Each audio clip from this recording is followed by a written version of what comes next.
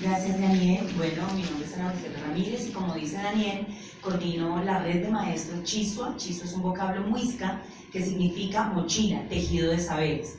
Y como bien lo plantea Daniel, este escenario convoca a diversos investigadores alrededor de las infancias, ¿no? Investigadores alrededor de la interculturalidad y la educación inclusiva. Entonces, rápidamente, para que ellas se presenten, ¿no? Porque es un ramillete de mujeres muy bien formadas y con una experiencia y una experticia digna de reconocer, porque además estos escenarios son para dialogar con ustedes, que se están formando, que se están acercando a estos procesos, y pues estos colegas tienen una vasta experiencia en trabajo con las infancias, con procesos de necesidades educativas especiales. Hoy los discursos hablan de situaciones diferenciales, de necesidades, estamos como pasando de esos discursos que nos hablan de inclusión educativa a hablar de educación inclusiva. Por ello, ellas nos acompañan hoy. Así que bienvenidas. Diana.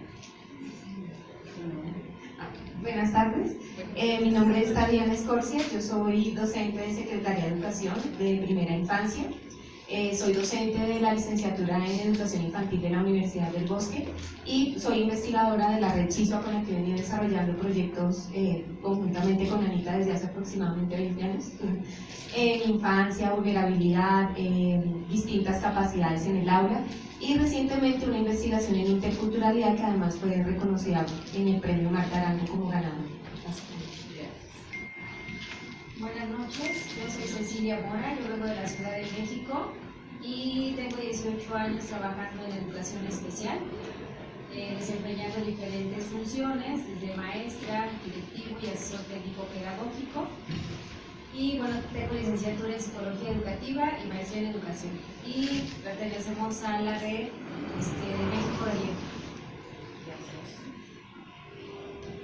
Buenas noches, mi nombre es Lourdes Ramos Salinas y también vengo de México, de la ciudad de Querétaro, Santiago de Querétaro, México.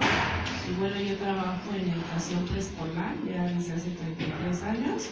Tengo la licenciatura por la Universidad Pedagógica Nacional, tengo un diplomado, una formación en guía Montessori, y bueno, también pertenezco a la REDIEM, donde participo con una investigación con niños de una comunidad de la ciudad donde estamos, con una ludoteca, donde ayudamos a los niños a que tengan un espacio diferente donde puedan convivir, socializar y tener pues, una mejor calidad de vida, que la puedan buscar.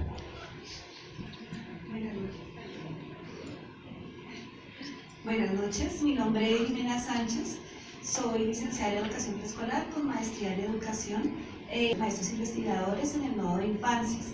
Actualmente pues soy docente de aula, de grado preescolar también, y adelanto proyectos de educación inclusiva basadas en el modelo de diseño universal para el aprendizaje de DUA, que es el modelo que acompaña todo el proceso de educación inclusiva. También participo en programas de investigación con el líder y de capacitación de docentes en Bogotá y fuera de ella. Muchas gracias. Bueno, como pueden observar, ellos están en el campo, en el terreno específicamente, trabajando con niños y niñas, y esta es como la primera pregunta para detonar el diálogo, y es, ¿cómo son nuestras infancias a nivel latinoamericano? ¿Qué nos une, qué nos diferencia? Pero también, ¿cuáles son esas múltiples violencias que niños y niñas enfrentan hoy, y no solamente en el espacio educativo, sino en los diferentes contextos sociales? Entonces, ¿quién quiere empezar? Jimena. Cuando hablamos de violencia, lo primero que pensamos es en violencia sexual, verbal, ¿cierto? Física. Y pensamos que nuestros niños están en esa condición de vulnerabilidad, y efectivamente lo están. Pero hay otras violencias que tenemos los niños y las niñas del país, y es volverlos invisibles. Esa invisibilidad se da cuando planeamos nuestros aspectos curriculares, cuando adecuamos nuestras aulas, cuando pensamos en qué y cómo enseñar, sin preguntárselo a ellos primero. Francesco Tonucci, que es un italiano muy reconocido que trabaja con infancias, dice que el niño debe ser un eje político de la sociedad, en donde a través de la pregunta y a través de la participación podamos construir una sociedad para él. Él ponía un ejemplo muy bonito algún día y era cómo en los parques están las sillas puestas para que los padres vean a sus hijos jugar. Y está mal, porque el juego es algo íntimo y debe hacerse a solas. ¿Cómo disfruta un niño esconderse detrás de un árbol? ¿Cómo disfruta un niño estar debajo de una manta? No le hemos preguntado a ellos qué quieren. Entonces, una de las maneras de violentar a esos niños y a esas niñas es no preguntarles, no tener en cuenta sus expectativas y sus deseos. Otra manera de violencia es tener baja expectativa frente a la infancia. Esta semana estoy montando en mi colegio la izada de bandera. Tengo niños de 4 años y alguien me dijo, ¿qué va a hacer? Voy a bailar tango con niños de 4 años. No se puede, y sí se puede. Entonces las altas expectativas hacen que yo valore y reconozca al niño y a la niña.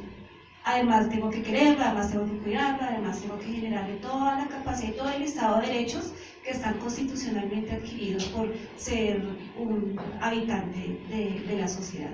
Pero si le damos voz y voto, le hacemos un eje político, muy seguramente nuestras aulas, nuestras calles y la manera de verlos a ellos va a cambiar. Gracias. Bueno, yo creo que la violencia también muchas veces pues es el resultado, ¿verdad?, de algo incluso desconocido en la familia, para los padres de familia sobre todo, porque pues nadie nos da un curso para ser padres y entonces empieza a generar muchas veces el desconocimiento de las etapas de desarrollo de los niños. Sobre todo en la educación preescolar, muchas de las acciones que los padres realizan de manera educativa para ellos es educar a su hijo así, porque así aprendieron, así aprendimos todos, ¿verdad?, de nuestros padres. Y entonces esa forma de educar a veces es violentar hacia los niños, pero ellos no se dan cuenta de eso, porque no saben lo que su niño requiere, no saben la etapa de desarrollo que está viviendo, no saben que sus 5 sentidos están al máximo y que ellos tienen que tocar todo lo que tienen enfrente, que escuchan todo lo que nadie cree que escuchan, que pueden ellos ver todo lo que creemos que no ven, ¿verdad? Y esos 5 sentidos están tan abiertos que ellos no lo saben educar. Y entonces los regañan, no toques, no te acerques, no corras, no grites, no está permitido. Y esa violencia va generando insatisfacción en el niño porque tiene esa necesidad, son sus necesidades y no las pueden lograr. Entonces llego a la escuela y como yo no sé que me puedo relacionar con un niño y decirle, préstame tus colores o préstame esto, entonces no me lo presta y pues le pego, ¿verdad? Y muchas veces nosotros como maestros, pues entonces creemos que ese niño está mal educado. Y no es cierto. Es parte de la ignorancia que tenemos como padres de no saber qué le corresponde a un niño en esa etapa. Entonces yo creo que pues esas partes de ser padres o ser educadores, ¿verdad? Si no conocemos, porque también como maestros no conocemos la etapa de desarrollo de los niños. O sea, llegamos y creemos que podemos enseñarle lo que creemos que debemos enseñarle, pero no sabemos, como lo decía Jimena, lo que el niño requiere, su necesidad, ¿verdad? El poder cumplir lo que él desea y poder sentirse satisfecho de lo que hizo. Porque mientras el niño pueda lograr esa parte de satisfacción y sentirse contento y feliz, pues entonces no tiene por qué tener violencias a los demás. Pero si él no sabe manejarla, si él no puede controlar esa emoción, no puede autorregularse, porque nadie le enseñó, nadie le dijo, mira, pídelo, si te lo prestan, si lo comparte, o si no te lo presta, pues pregúntale, ¿y por qué no me lo puedes prestar? No tienes que reaccionar de algún modo, pero él así lo vive. Entonces yo creo que en parte esa violencia la podemos educar.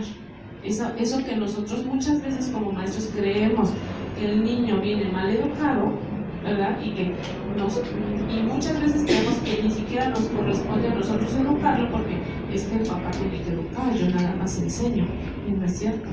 Al niño hay que enseñarle porque damos por hecho que él ya sabe qué es el respeto, qué es compartir, qué es estar en sociedad con sus compañeros y no lo sabe.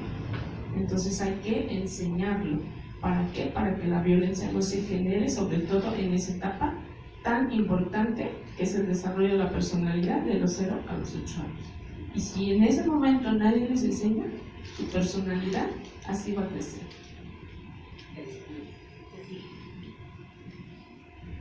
Cuando nos dijeron esta pregunta de qué violencia viven nuestros niños, nuestras niñas en las escuelas, inmediatamente me remití a lo que tengo de manera cercana, lo que he visto en estos 18 años de servicio con chicos de educación especial y chicas de educación especial. ¿En qué sentido? Decía, violencia, bullying, difícilmente se da a lo mejor en los centros de atención múltiple. Los centros de atención múltiple son escuelas especiales donde hay chicos con síndrome de Down, sordos, autistas, etcétera. Entonces, a veces como que esta cultura del abuso no se da. Sin embargo, cuando me fui a hurgar un poquito más allá, entendiendo la violencia no como un acto de acción, sino de omisión, yo creo que lo que viven cuando menos estos chicos de educación especial es una violencia por sobreprotección. ¿Por qué por sobreprotección? Porque muchas veces se considera que debido a sus características no puede hacer las cosas. Entonces, dentro del aula se tiene, como decía Jimena, pocas expectativas por parte de los docentes, pero también para los padres de familia hay poco compromiso para actividades que se tienen que hacer fuera de la escuela, con vínculos interinstitucionales y apoyos que ellos requieren, porque justamente esa violencia está en considerar que no son capaces de aprender como aprenden otros, y esta condición de vulnerabilidad, por supuesto que es otro tipo de violencia que tenemos. Y otra es la parte del currículum, que generalmente el currículum es homogéneo para todos. Y en este caso, las personas, los niños, niñas con alguna situación de discapacidad, se vuelven invisibles. Entonces, ese es otro tipo de violencia. Y que, bueno, se da mucho, no sé si ustedes han escuchado esto del efecto Pigmalión, en el sentido de que se cree que verse su condición van a ser los resultados que obtengan. Entonces, esa es una violencia que también se vive, aunado también a las prácticas homogéneas, porque también tenemos que ser realistas, cuando menos en la Ciudad de México, que hay muchas cosas que seguimos trabajando de manera igualitaria, sin considerar cuáles son las características de nuestros niños y nuestras niñas, con o sin discapacidad. Y por último,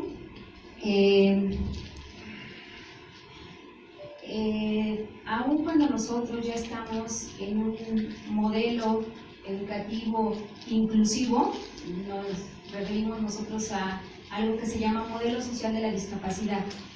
¿Qué es el modelo social de la discapacidad? Entender que la persona, independientemente de sus características físicas, sociales, de género, ideología y demás, no son las que tienen el problema. Ya no hablamos nosotros, ahora hablamos de personas que enfrentan barreras para el aprendizaje y la participación. Esa es una manera de darle a cada uno su lugar. ¿Por qué barreras que se enfrentan? Porque finalmente el sujeto no está en aislado. El sujeto interactúa en el aula, en la escuela y en la familia. Entonces, una manera de mirarlo como sujeto integral es haciendo un análisis de cada uno de estos contextos para mirar qué es lo que se está haciendo ahí con cada uno de ellos. Entonces, bueno, espero no haberlos confundido. Me fui a violencia en el sentido de la escuela y quien rodea al sujeto. Gracias, Cecilia. Bueno, yo quisiera dar como una mirada general a la situación de Colombia. Colombia es un país multiétnico, pluricultural, y eso demanda también que existan distintas infancias, y ahí vendría una primera forma de violencia. La infancia es una construcción social e histórica y siempre ha tenido una construcción distinta. Y en ese sentido actualmente tenemos distintas infancias, pero todavía seguimos viendo una sola infancia, una sola mirada del desarrollo, y eso hace que se invisibilicen y se anulen cada una de las infancias campesinas, afrocolombianas, indígenas, en situación de calle. Esa es una de las maneras en que se violenta a los niños y a las niñas. Pero también Colombia ha atravesado un proceso de conflicto, no solamente conflicto armado, sino un conflicto territorial, un conflicto por infraestructuras, por minería, por desastres naturales, que lo que ha hecho es que cada una de las comunidades rurales tenga obligatoriamente que salir de sus lugares, dejarlo todo y buscar un lugar que generalmente es la ciudad. Pero cuando estas comunidades llegan a la ciudad con una forma de vida distinta, se enfrentan a una cultura mayoritaria que los desconoce y encuentran estereotipos, encuentran etiquetamientos, encuentran una escuela generalmente que para acoger al otro, ¿cuál es la condición? Que debe homogenizarse, que debe igualarse a la condición de los demás. Pero se desdibuja completamente su cultura y su forma de vida. Y esa creería que es una de la segunda forma de violencia más fuerte en este momento, que es el desarraigo que se le está dando a cada uno de los niños y las niñas de sus territorios, de donde viven. A ello tendríamos que sumarle obviamente todas las situaciones a las que se enfrenta una familia que es desplazada. Sus papás deben trabajar todo el día, dejan a sus niños con otras personas que no conocen, fracturan sus prácticas de crianza y los dejan en la escuela también enfrentados a un sinnúmero de situaciones o en situación de calle, que también los están enfrentando al fenómeno de la drogadicción, al fenómeno del suicidio. Recientemente leía un artículo donde se ha aumentado la tasa de suicidio en menores. Y muchos de ellos lo decían porque un niño escribía una carta y decía que no se sentía solo, no encontraba un lugar y pensaba que la única manera era suicidarse porque podía estar con su mamá, porque había perdido todas las personas cercanas y había estado con diferentes personas. Entonces eso nos hace un llamado a mirar que hoy en día los niños y las niñas, a pesar de que existen políticas en un enfoque diferencial, están siendo muy vulnerados y muy violentados. Gracias. Y ahora, desde todo este recorrido en que ya se han empezado como a apuntalar algunas nociones frente a cómo entender hoy la educación, ¿no? Desde la perspectiva de educación inclusiva o inclusión educativa. Ustedes han nombrado varios elementos, ¿no? Estamos pasando de hablar de personas en situación de discapacidad a hablar, ¿cierto? Luego se pasó a hablar de múltiples necesidades, hablamos de necesidades educativas especiales o de niños y niñas en situación especial. Pero hoy también hablamos de diferencialidad, ¿cierto? De una perspectiva de la diferencialidad, de múltiples barreras. ¿Cómo entender hoy esas dos nociones? ¿Inclusión educativa o educación inclusiva? ¿Quién quiere empezar? Bueno, eso lo difago sin que hubiera el término de inclusión educativa es un término que ha evolucionado, ¿cierto? Viene de muchísimos años atrás cuando hablábamos, por ejemplo, de segregación, después entonces vino la integración, después apareció inclusión educativa y hoy en día el término correcto, entre comillas, es educación inclusiva. ¿Por qué se ha transformado y por qué ha crecido el término? Y mira, discúlpame, ¿correcto para quién? ¿Quién nos dice cuál es esa noción de manifestarlo como correcto o incorrecto? ¿Las políticas, la academia, los centros en psicología? ¿De dónde hablamos desde lo correcto? Hay varios ejes que articulan eso y que lo regulan. Por un lado están las políticas que indudablemente las tenemos todas desde lo macro, desde las internacionales hasta las nacionales, incluyendo también las políticas institucionales. Toda la atención que se ha hecho a los niños y niñas en condición de discapacidad y hoy en día atención a la diversidad ha sugerido que haya una transformación social de reconocimiento, porque a veces el reconocer y el encasillar o el categorizar hacía un doble ejercicio de segregación. Entonces, cuando vino la inclusión educativa, dijeron, listo, vamos a traer a todas nuestras aulas o a unas aulas especializadas a los niños y las niñas en condición de discapacidad. Pero cuando estuvieron esos niños en las aulas, el maestro no supo qué hacer. Entonces, ¿qué pasó? Se invisibilizó en el aula.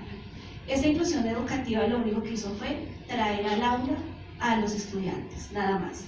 Ya ahorita cuando hablamos de educación inclusiva, empezamos a articular una cantidad de componentes que va desde lo pedagógico, desde lo curricular, desde lo humano, por supuesto, que debió haberlo nombrado desde el principio, desde lo metodológico, desde los recursos, desde las políticas, las prácticas y las culturas.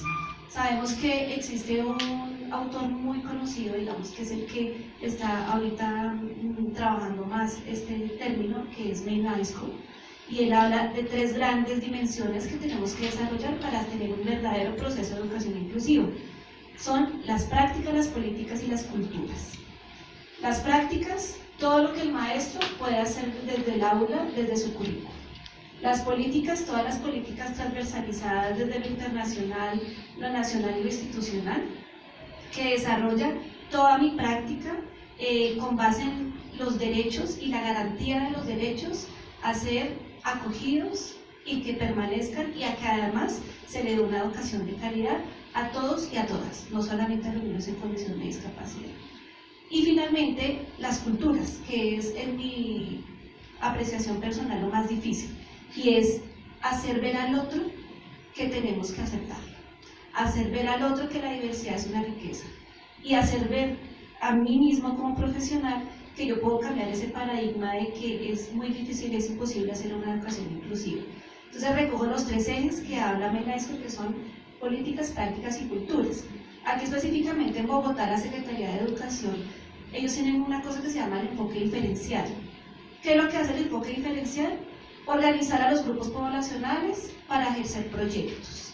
Entonces ellos tienen su grupo rojo, su grupo afro, su grupo de violencia, digamos también la parte de familias desplazadas, tienen una categorización que de pronto iría un poquito en contra de eso de atención a todos y todas, pero ellos lo hacen digamos, con un objetivo de hacer proyectos específicos a las poblaciones. O sea, atención diferencial. Es una atención diferencial.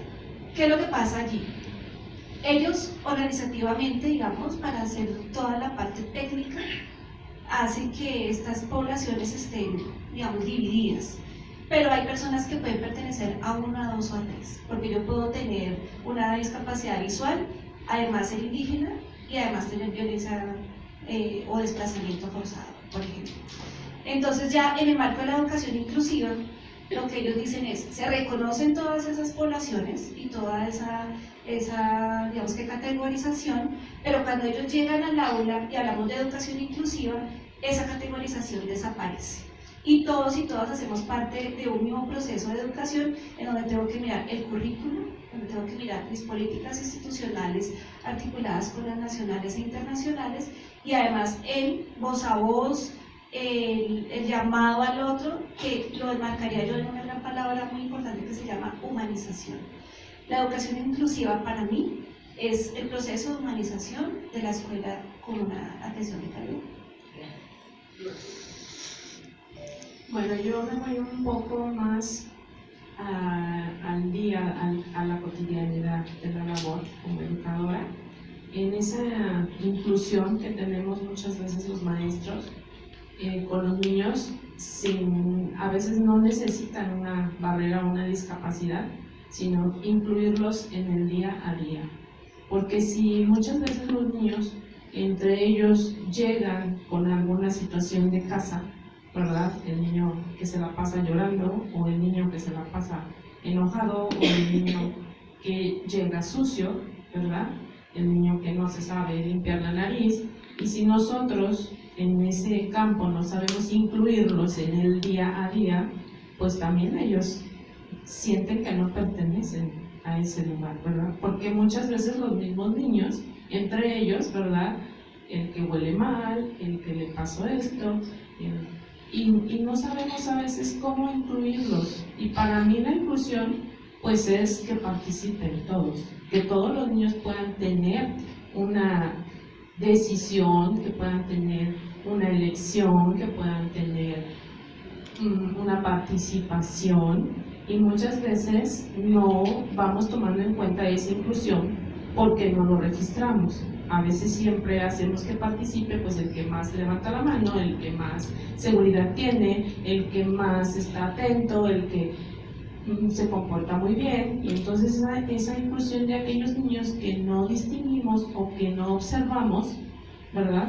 Su aprendizaje, pues se va quedando ahí. Y si no lo registramos, si no vamos viendo, a ver, hoy a quién le toca participar, hoy a quién le toca llevar el equipo, hoy a quién le toca, para que no pase un mes en el que todos los niños puedan haber sido incluidos y puedan participar. Entonces creo, para mí, que la inclusión en el día a día, en la labor que realizamos como maestros, pues tiene que estar visualizada por nosotros, porque los niños no van a participar por ellos mismos. La mayoría de los niños, al menos en nuestro país, hay lugares donde no tenemos ningún apoyo para que tengan esa inclusión los niños que requieren, ¿verdad? Una necesidad educativa, cubrir una necesidad educativa, porque no hay recursos para que los orienten a los maestros. Entonces los maestros tenemos que tener, pues, especialidad de psicología, especialidad de música, especialidad de educación física, especialidad en todo. Y tenemos que hacer todo, ¿verdad?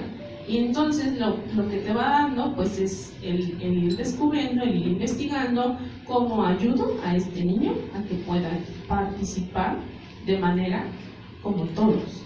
¿Cómo lo hago fortalecer su autoestima? ¿Cómo hago fortalecer su timidez? ¿Cómo voy a fortalecer su enojo para que pueda ser un niño como todos los niños? Y si yo desconozco todo eso, pues entonces el niño ahí se va quedando. Pasó el año y el niño se quedó y no tuvo inclusión. Y muchas veces los padres de familia tampoco nos dicen lo que les pasa. Entonces en México tenemos el apoyo de un equipo, allá se llama de USAER, y equipos de escuelas donde asisten los niños que tienen una discapacidad, que bueno, en clase sí ella tiene más especialidad en eso, pero tenemos equipos en las escuelas, un psicólogo va cada semana y atiende a muchos niños, un especialista en lenguaje va también una vez a la semana, atiende a muchos niños, muchas escuelas. Solo tenemos un maestro de aprendizaje que está en una escuela toda la semana y atiende a todos los niños que tuvieran un problema de aprendizaje, ¿verdad? Y una trabajadora social que también atiende muchas escuelas y solo va una semana a esa escuela. Entonces la atención, pues, es muy difícil, ¿no? Entonces ellos nos orientan y nos dicen, nos capacitan en ocasiones cómo atender esas situaciones, pero es difícil. Entonces creo que como maestros vuelvo a decir que tenemos que estudiar y reconocer todo lo que el niño necesita. Vuelvo a las etapas de desarrollo.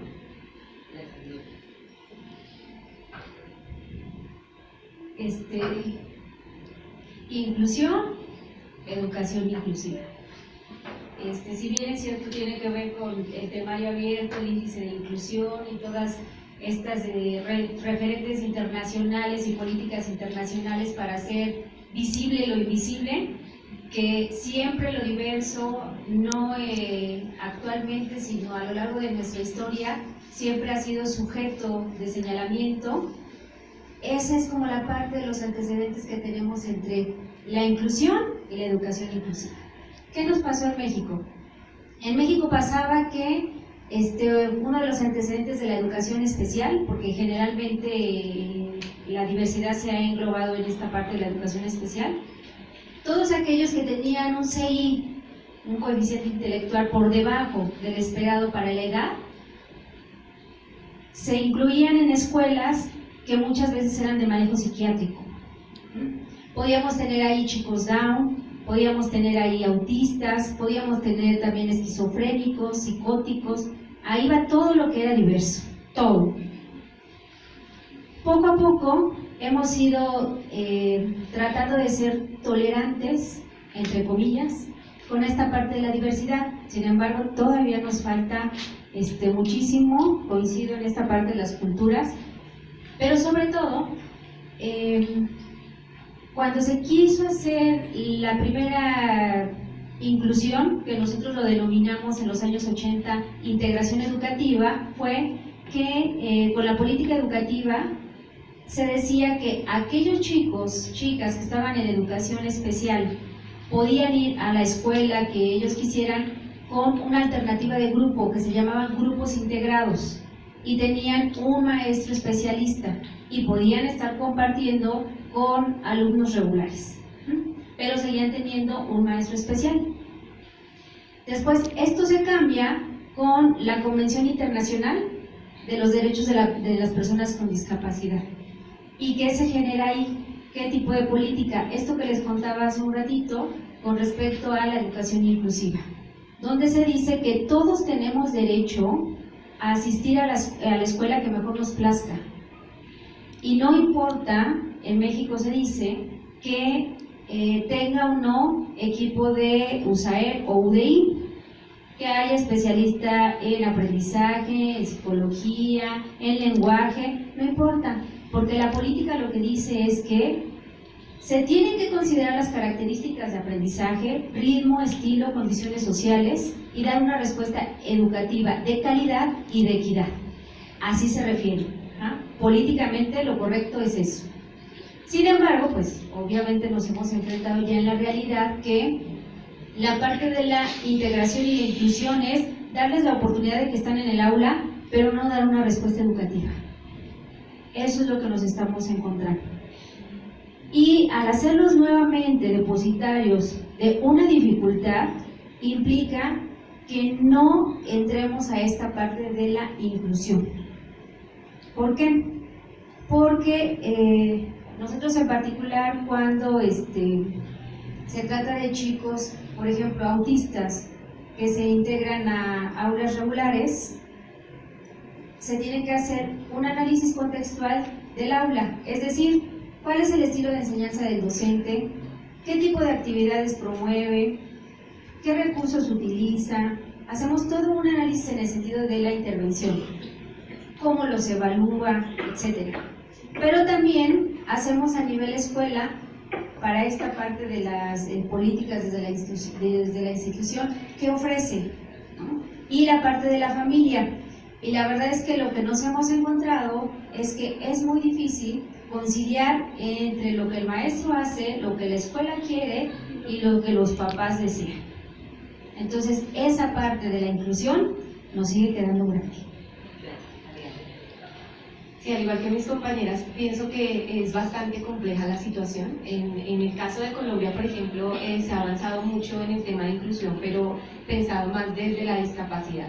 Y a nivel de distrito uno encuentra los apoyos, educadora especial, psicología, pero generalmente el docente es el que debe afrontar todas estas situaciones. Y existen docentes que ellos mismos buscan las herramientas para afrontarlo, pero hay otros que no las encuentran. Y eso lo que hace es que el tema de la inclusión quede como una palabra políticamente correcta, pero que en la realidad no se está llevando a cabo. Entonces uno empieza a preguntarse quién incluye a quién, por qué lo incluyen, para qué me incluyen o me están excluyendo, porque incluir no es solamente yo te otorgo un cupo, estás dentro del sistema escolar, sino de qué forma yo soy reconocido dentro del aula, dentro del currículo, dentro de las políticas administrativas de cada institución. Pero uno encuentra que la institución pide generalmente que ese que llega distinto, el otro, tenga que acoplarse a la mayoría. Pero por otro lado, y de allí parte también el enfoque diferencial que se encuentra también catalogado en las polifonías de la diversidad, un libro reciente que saca Secretaría de Educación. Ellos lo que intentan es pensar en esa inclusión no solamente desde las capacidades distintas, sino desde las culturas, las etnias, porque pasa eso, ellos sí están siendo completamente invisibilizados y ellos también necesitan ser incluidos al aula. Elizabeth Castillo es una investigadora que ha hecho investigación especialmente en el tema de afrocolombianidad aquí en Bogotá, y ella narra cómo en los jardines infantiles se encuentra cómo se vulnera al niño y cómo se le incluye, pero se le excluye a partir de la iconografía, por ejemplo, del aula, generalmente con muñecos de Walt Disney, pero que no referencian imágenes afros, indígenas, para que ellos empiecen pues a reconocerse.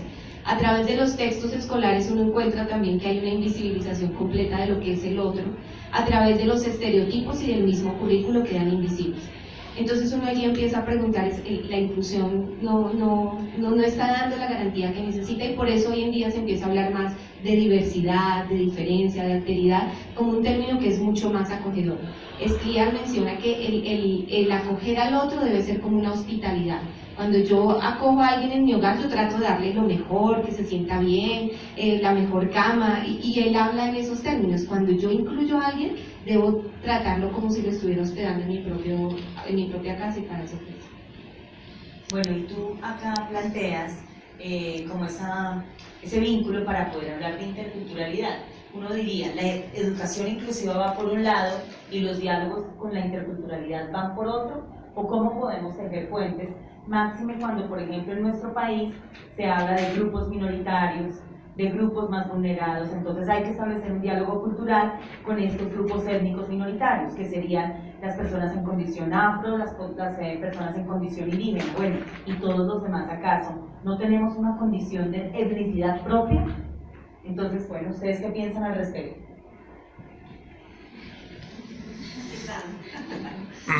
Bueno, cuando hablamos de interculturalidad, la primera frase que se nos viene a la cabeza es un diálogo igualitario, ¿cierto? Pero el diálogo no se puede dar solamente con el ejercicio de escuchar al otro o de reconocerlo. Es cultura tal, o es indígena de tal, o viene de tal ciudad. Hoy en día que tenemos tanto estudiante, por ejemplo, venezolano, no solamente tenemos que reconocerlo y dialogar con su existencia, sino con sus necesidades. Y esas necesidades están dadas en el término de las políticas que los cubren, los recursos que se utilizan para ellos, las necesidades, como hablábamos aquí hace un momento, de pensar en ese otro, qué es lo que necesita, qué es lo que quiere.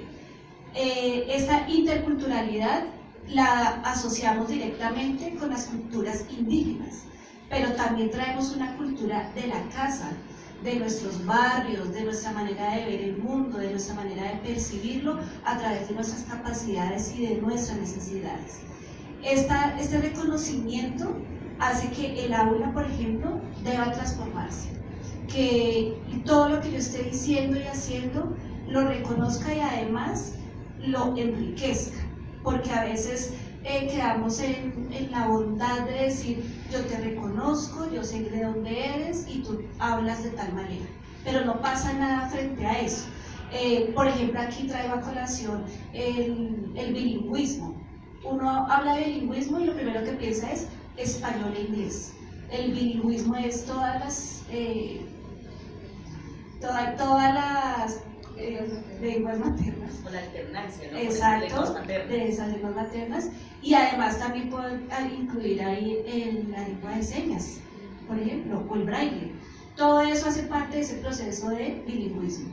Y al momento en que yo, además de reconocerlo, trabajo para que ese estudiante pueda aprender y además lo enriquezco para los otros estudiantes, puedo estar hablando de una verdadera educación inclusiva en el ámbito de la interculturalidad, que repito, no solamente es cultura indígena, sino también esa cultura que traemos de la casa y de la familia. Gracias. Lourdes. Bueno, creo que esta cultura de la que habla Jimena me llama mucho la atención, la de la familia, ¿no? Porque cada familia, como decimos, cada pensamiento, cada cabeza es un mundo. Entonces en la familia hay 2 mundos, o 3, o 4, no hay uno. Y cada mundo, pues imagínense todo lo que aporta al niño, ¿no?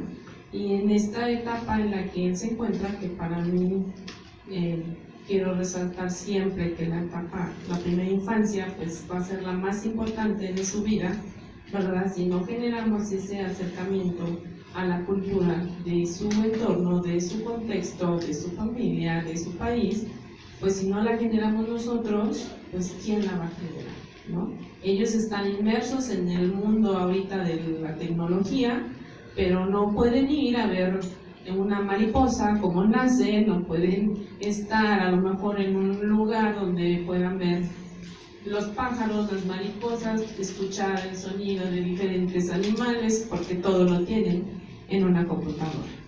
Es muy difícil que los niños puedan acercarse a su cultura de manera real, o sea, un vaso grande o lo que tengan, los que viven en las comunidades.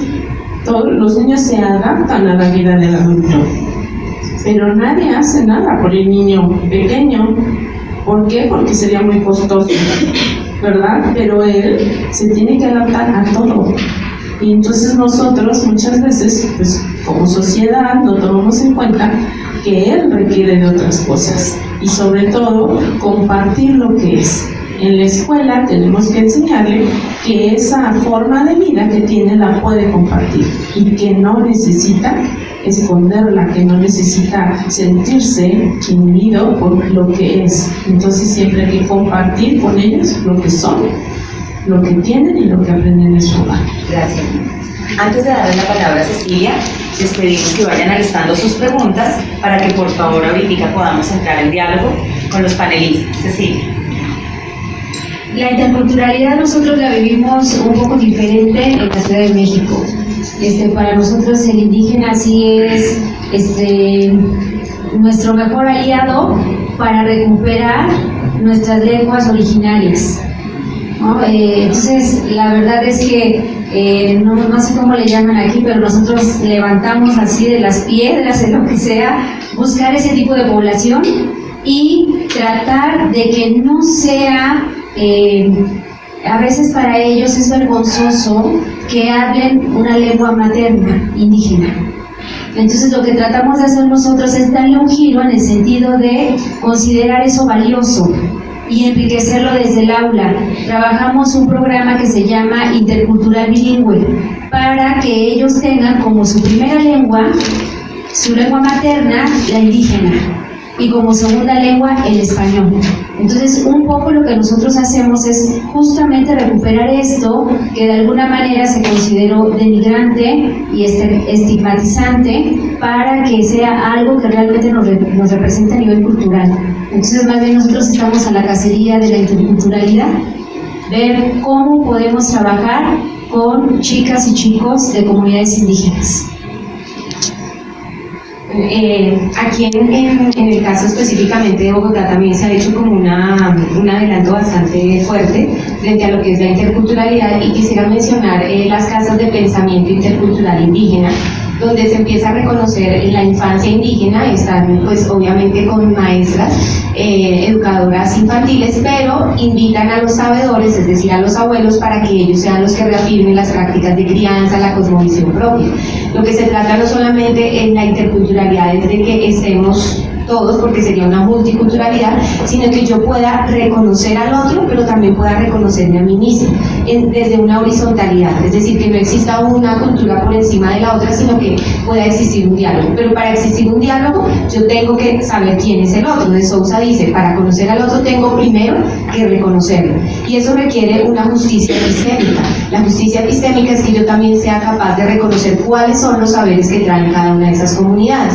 Entonces, cuando ellos llegan, digamos, en el caso de los jardines infantiles, pues ellos están entre los indígenas o pueblos originarios, que a ellos les gusta más que les digan así, pues resulta también como mucho más fácil para ellos. Pero cuando ellos llegan, por ejemplo, a un colegio distrital donde hay una diversidad de culturas, pues eso le convoca al maestro a generar otro tipo de prácticas y a transformar completamente tanto el currículo, tanto las dinámicas propias, incluso los ambientes escolares, porque ellos tienen unas rutinas, unos ambientes propios que también merecen llegar al aula.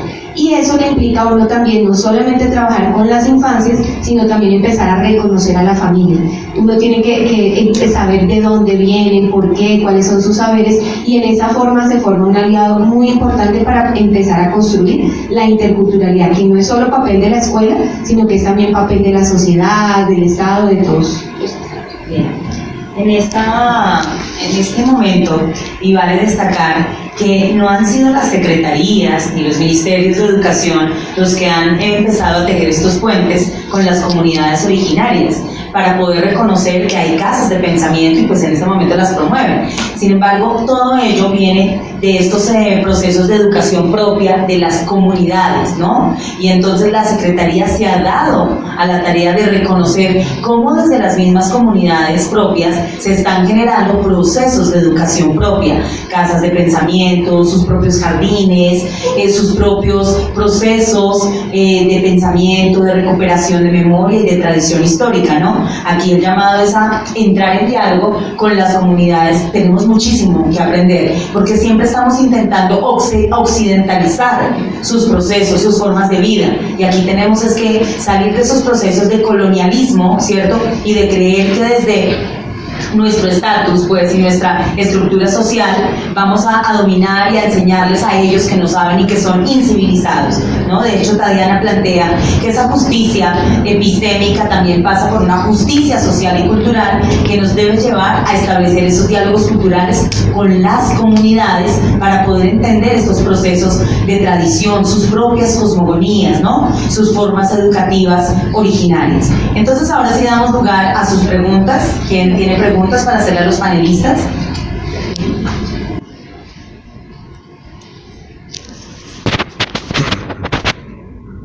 Buenas noches. Bueno, esto es una pregunta refiriéndonos en base a los niños. Siempre tenemos que tener en cuenta a los papás como principales referentes cercanos a ellos.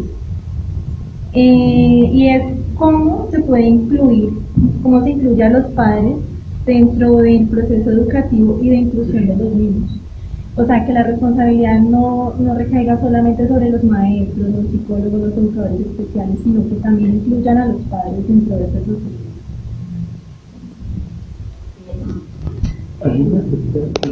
Bueno, recoge varios.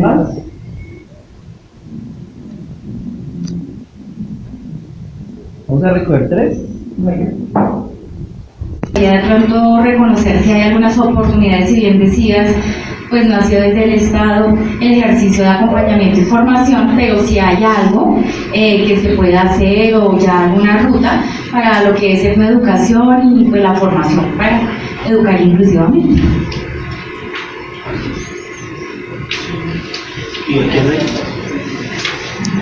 ¿Alguien más? Esta es la tercera. ¿Hay una cuarta? Buenas noches. Excombatientes de grupos al margen de la ley. Observo que no se oye mucho este tema de qué manera se puede incluir a la educación de ese tipo de población. Gracias. Bien. Bueno, con respecto a la primera pregunta, hay una gran palabra que quisiera que todos se llevaran para su casa y es corresponsabilidad. No podemos desgastar al maestro, no podemos agotar la política pública, no podemos culpar a la mamá o al papá o a la comunidad.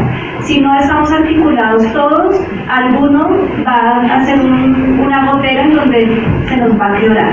Si no puedo articular estos aspectos, definitivamente un proceso verdadero de educación inclusiva va a ser muy difícil. ¿Qué es lo que tiene que hacer el maestro? Ser hábil en los recursos, en la comunicación, en su habilidad para enganchar al padre, a la madre y a la institución. Con respecto a la segunda pregunta, en Bogotá específicamente, en primera infancia, existe un programa desde el Ministerio de Cultura que se llama Maguaré.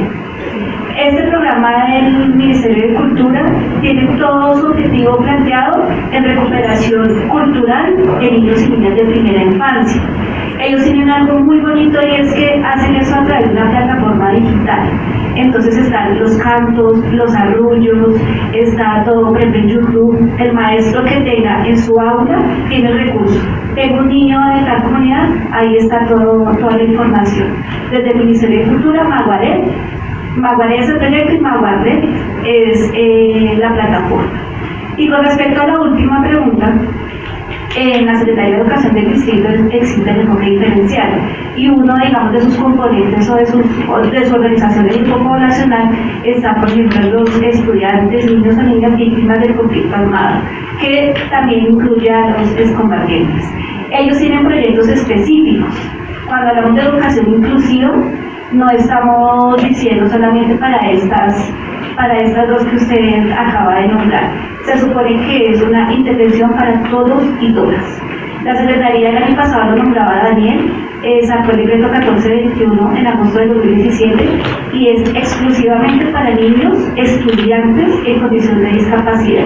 Pero la Secretaría también tiene, por ejemplo, unos decretos que regulan talentos excepcionales, que también hace parte de la educación inclusiva, comunidades afro, por ejemplo, LGTB, y otros son como unos 7 u 8. Y además ellos tienen componentes que regulan lo que ahorita estamos armando digo porque hice parte de la mesa de construcción de política pública nacional de educación inclusiva que no existe. se está trabajando ahorita como Universidad Nacional. Yo quisiera, perdón, un momentito, complementar también a Jimena. Es importante para tu pregunta frente a la educación. Maguaré tiene todo el portal de recursos educativos para niños, niñas, ¿cierto? En sus múltiples etnicidades, no solamente condición afro, condición indígena, condición campesina, mestiza. A la vez, Maguaré es la plataforma para que los padres de familia y diversos cuidadores sociales, educativos, culturales apoyen también este proceso, ¿no? Entonces vale la pena entrar. Por otro lado, la Secretaría, aunque se plantea desde este enfoque pedagógico de la diferencialidad, no anda sola, especialmente, por ejemplo, respecto a los niños y niñas en situación de desplazamiento, víctimas del conflicto armado, que son desvinculados del conflicto, niños jóvenes, ha establecido también una ruta de atención muy de la mano con el Centro Nacional de Memoria Histórica. Y aquí vale la pena mencionar que estos procesos no se construyen en solitario, sino uno debe buscar esas múltiples instituciones aliadas que generan estos procesos, ¿no? Con el Centro Nacional de Memoria Histórica, por ejemplo, se ha venido trabajando con el proyecto No Me Olvides, ¿no? La flor No Me Olvides, y se establece el Día de las Víctimas, que es el 9 de abril, pero también para generar ese No Me Olvides, para rescatar las voces de las víctimas del conflicto armado. La Feria del Libro recientemente generó un pabellón de la mano con el Centro Nacional de Memoria Histórica, y ellos actualmente están entregando unos materiales que no solamente son los informes de las masacres y los informes de las víctimas, sino también están entregando unos materiales educativos y pedagógicos que tienen que ver con, por ejemplo, el laboratorio sonoro, y es para generar procesos de atención pedagógica a niños y niñas que han sufrido y que han sido víctimas del conflicto armado desde múltiples perspectivas, horizontes y lugares, y sobre todo porque ellos plantean un trabajo por la memoria, por la paz y la reconciliación, por el perdón y por la educación inclusiva. Entonces vale la pena comunicarse. Ellos entregan además estos materiales libremente para aquellas personas e instituciones que estén apoyando proyectos y desarrollando estos vínculos con estas poblaciones. Lourdes. Sí, yo quería preguntarle, si eres maestra, No. Son Estudiantes de psicología. Estudiantes de psicología, pero ya hacen prácticas con... Pronto ya Tu pregunta fue en relación cómo puedes vincular a los padres de familia en todo en general. en el proceso de inclusión de los niños con discapacidades, porque se nota evidentemente que el problema más allá del niño también viene a ser los padres, que son muy complicados cuando tienen niños en esta condición. ¿Cómo trabajamos con los Sí, padres? claro. ¿Cómo los convocamos? Sí, entonces yo creo que es importante, como a lo mejor ya lo he hecho, educar a los padres. Escuela para padres en cualquier lugar es importantísima, porque vuelvo a lo mismo, los padres no saben qué hacer con esa situación y lejos de ser amorosos con sus hijos, se vuelven un obstáculo muchas veces. Entonces, ¿de qué manera podemos hacer que el padre pueda involucrarse de manera creativa, de manera más eficiente con su propio hijo? Pues enseñándole que entre más deje al niño ser y aprenda a caerse y aprenda a hacer lo que tenga que hacer en su situación, el niño va a poder superar cualquier circunstancia. Pero el padre necesita ayuda, porque ¿quién lo ayuda a él? Él no tiene una atención psicológica, no tiene una atención a lo mejor de comprensión con su propia familia, con la sociedad. Él también se siente solo y se siente incapaz de hacer algo por su hijo, entonces lo quiero, lo apapacho, lo cuido, lo protejo, le doy todo con tal de que no sufra, porque ya tiene una discapacidad. ¿Y cómo voy a hacer yo que sufra más? Pero si no hacemos consciente al padre de familia y no lo orientamos, si queremos llamarlo así, no educarlo, orientarlo hacia qué puede hacer con la realidad que vive y sobre todo por el aprendizaje que pudiera tener su hijo, porque pueden hacer maravillas los niños en cualquier circunstancia si los dejamos intentar que vivan lo que tienen que vivir. Entonces yo creo que sí es importante buscar siempre orientación, buscar un diagnóstico sobre esos padres de familia. Muchas gracias. Cecilia. Generalmente los padres que tienen a un hijo con discapacidad, el proceso de duelo sobre el hijo normal, ¿no? Pues tienen que vivirlo. Y mientras no se trabaje con esa pérdida del hijo ideal, no se puede avanzar. Y también habría que valorar el caso por el caso, porque a veces para nosotros es mejor tener al papá un poquito lejos. En cuestiones de discapacidad con algunos chicos podemos tener más avances con los chicos que con el apoyo de los papás. Entonces habría que valorar el caso por el caso. Yo, digamos, voy a referirme a la experiencia que tenemos en el colegio. Ya tenemos niños con discapacidad y también hay interculturalidad. Y tenemos el caso de un niño con discapacidad múltiple. La mamá es campesina, desplazada, madre soltera, y había sido de todos los lados donde llevaba al niño, porque sacaban la receta. Ella llega a la institución efectivamente por todo lo que le había pasado y no quería cómo integrarse, y eso nos vio abocados a través del proyecto a hacer un reconocimiento de la familia. Pero tú hablas de discapacidad múltiple. Discapacidad múltiple. Él tiene una esquizofrenia leve, tiene autismo y una discapacidad cognitiva. Entonces, claro, eso hace que de todos lados, no, aquí no puede, finalmente allá lo incluimos. Y cuando la mamita empieza a ser reconocida, encontramos en ella una serie de saberes para poder trabajar con el niño en el aula, que a nosotros nos enriquece muchísimo. Pero eso nos enseña a nosotros que tenemos que escuchar a la familia. Generalmente la escuela lo que hace es que le brinda la información a la familia, pero desconoce que ellos tienen una historia también de dolor, de destierro, que también ellos necesitan ser escuchados en la escuela y necesitan encontrar un territorio. Ella en este momento, como es campesina, es la que ha labrado la huerta escolar, es la que recupera todos los saberes de la siembra y le enseña a todos los niños del colegio a sembrar. Entonces, como ella ya se ha sentido útil, pues ya empieza a tener otro contacto con la escuela. Y aquí te podría mencionar varios casos. Se trata es como de escucharlos y de irlos incluyendo también a ellos dentro del sistema escolar, y también cambiar el currículo para que sus saberes puedan verse visibles. En el caso de la segunda pregunta, nosotros también encontrábamos que no teníamos como apoyos, entonces empezamos a buscar redes, como decía Anita, y para nosotros una red muy importante ha sido la ONIC, la Organización Nacional Indígena. Ellos nos apoyan muchísimo, y por ejemplo, a veces cuando uno necesita un sabedor, muisca generalmente, o de otra etnia, ellos van a la escuela, allí construimos una maloca por los mismos padres de familia, y ese es un encuentro de diálogo con los demás. Se trata es como de buscar esas redes de apoyo. El Ministerio de Cultura también tiene herramientas para la interculturalidad. Y en el caso de los combatientes, la tercera pregunta, también está el tejido de la memoria que se viene construyendo y que empieza a recuperar todas las historias de cada uno de estos muchachos y de sus familias. Y hace poco la Expedición Pedagógica de la Universidad Pedagógica Nacional hizo todo un recorrido por Bogotá a través de algo que se llama Escuelas Culturales de Paz, que es precisamente con chicos y chicas e infancias que han sido víctimas del conflicto armado y tienen un producto bien interesante. Pero este proyecto de Escuelas Culturales de Paz también además se consolida como parte de un proyecto de política pública con el Centro Nacional de Memoria Histórica, Secretaría de Educación Digital y Secretaría de Integración Social, ¿no? En la expedición pedagógica es una forma de operar el proyecto de Escuelas Culturales de Paz, y la Secretaría además podemos darnos contacto más adelante de los talleristas que hacen parte de este proceso, que iban a diferentes instituciones a hacer trabajo con los jóvenes, con los niños, porque hay una relación por diferentes localidades de niños y niñas víctimas, de niños que están en situación de reintegrarse pues, a las esferas sociales y educativas culturales,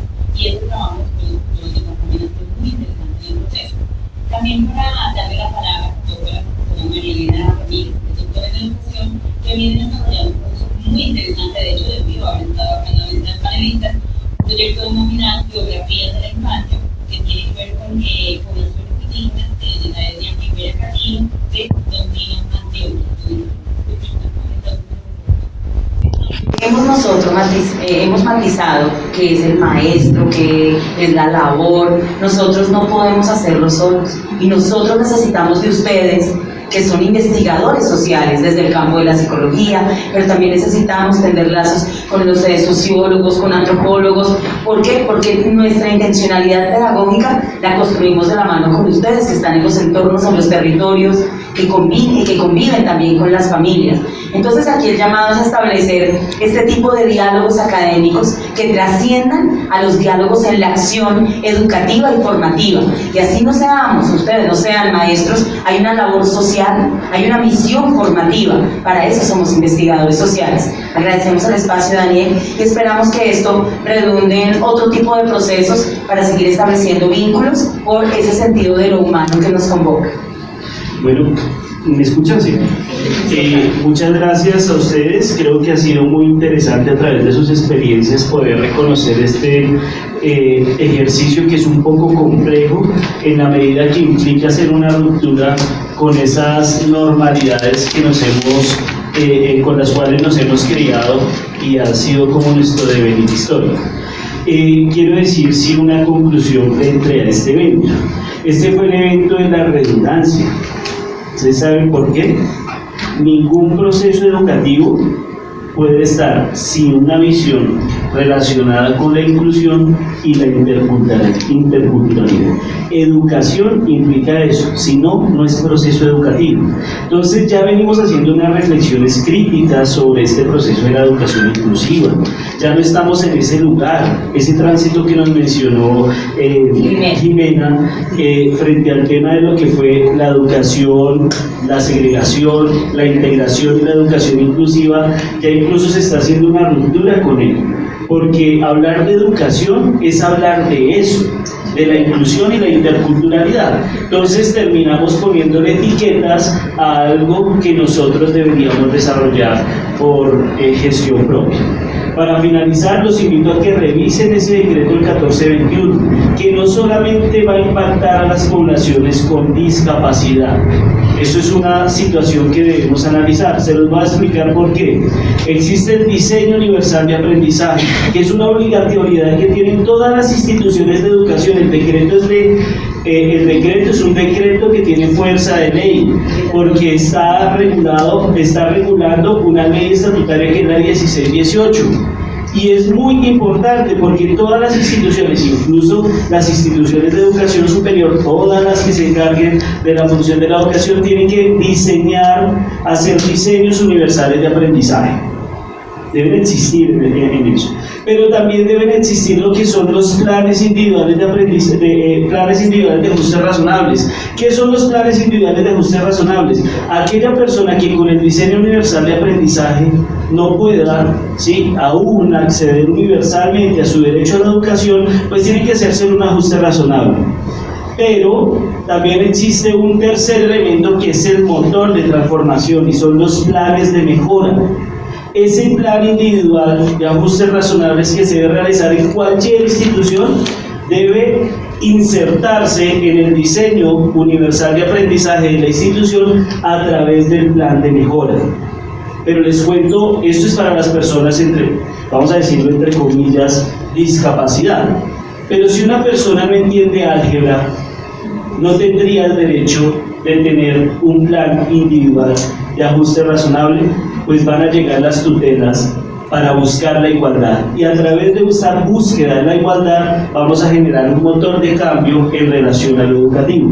Se lo digo a ustedes como psicólogos porque en la realidad de lo educativo se van a enfrentar con ello. Esto hasta ahora lleva 1 año de implementación, y como bien nos dijo Jimena y varios de ustedes, no existe política pública y hasta ahora se está diseñando en clave de ese ejercicio, y varias personas están participando en esa dimensión. Entonces, a través de ese ejercicio, ustedes que están en las asignaturas que están acá tienen que ver con psicología educativa, con infancia, con todo lo que dialogamos en este espacio, pues ténganlo presente porque es una competencia profesional que ustedes tienen que desarrollar para poder generar estas demandas que en el marco de la política se están construyendo. Entonces, con esto quiero cerrar y agradecerles primero pues a todas ustedes con maravillosas reflexiones que nos llevan pues a pensar este lugar difícil de pensar por esas normalidades que nos gobiernan, pero que requerimos para poder generar